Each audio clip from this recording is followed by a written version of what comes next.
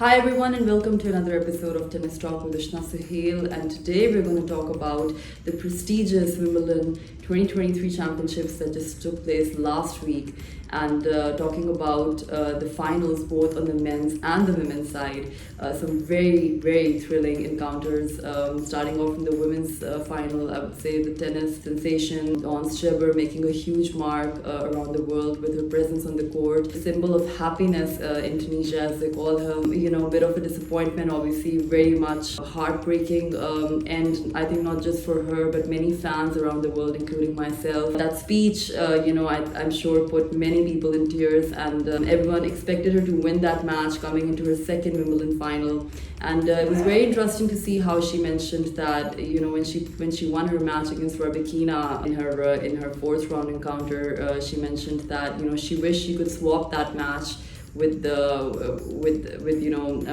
Wimbledon final that she lost last year, because had that happened, then she would have been a defending Wimbledon champ this year. She came into this final all pumped up. She beat 4 past Grand Slam champions, and unfortunately she couldn't quite cross the finish line against Marketa Vondrousova, who on the other hand did not have any expectations or pressure as such. I think obviously winning and losing both have a different type of pressure in tennis, and when you're expected to win, then obviously that does affect your nerves and your performance in the match. But then again, it's all about who handles that pressure well, who's able to cope up with the nerves when it matters most, and Vondrousova was able to do that exactly the first and the second set when it mattered the most, which is why she was able to win her first Grand Slam title and cross the finish line, taking that edge over Ons. Personally, I was rooting for Ons. I really wanted her to win this final and become first Arab woman, the first Muslim woman to be a Grand Slam champion, singles champion, and that would have been so amazing. But that's just how it is, and wishing her all the best in the next upcoming tournaments, and I'll be cheering for her just like many people around the world are, and we hope that she becomes a Grand Slam champion soon.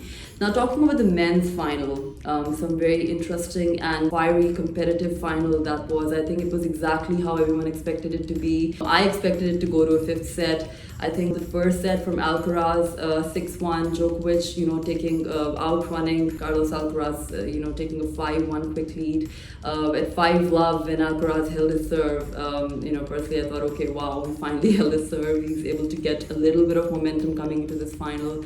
Obviously, he was under a lot of pressure. Everyone knows that Alcaraz is the next great in the world of tennis, and to cope up with that pressure is not easy. And he was able to take something out of that first set, I think, and settle down the nerves, settle on the pressure. And then the way he fought back in the second set, neck to neck, every game, every point was, I think, not less than like 5 to 6 ball rallies, and I think that's where he started building up. Then winning that second set, I think that gave him a bit of a confidence that he can actually do it.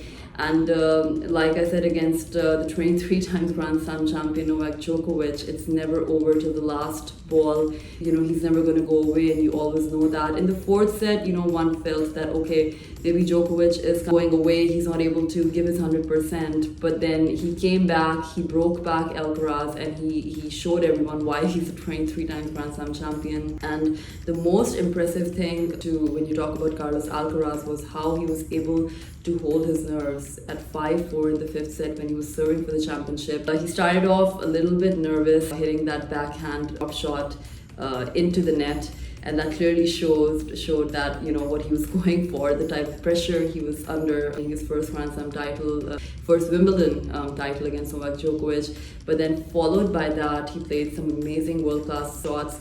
I think I've never seen any other player hit such perfect drop shots as I've seen Carlos Alcaraz do. The variation that he brings into the game, I think, the way he's able to change his spin and change the direction on the ball so quickly. Watching every player live, I think Alcaraz is someone who does that a lot better than many other players on the tour. The way he's able to penetrate on the ball, the way he's able to change direction so quickly, the way he's able to radiate and you can say defense into offense situations when it matters the most. I think that's what makes him such a masterclass player, and if he's able to do that at this age, then it will be very interesting to see how he's able to cope up with the pressure in the next Grand Slams and next upcoming tournaments. and he's able to absorb all of the tension that he's getting around him and, convert all of that into a focus which can lead him in many more Grand Slams in the future. So that's about it, guys. That was it in this episode of Tennis Talk with Ushna Suhail. Stay tuned, and I will definitely come back to you with some more tennis talk around the world. And I want you to keep watching and keep giving me comments about what you thought about today's episode.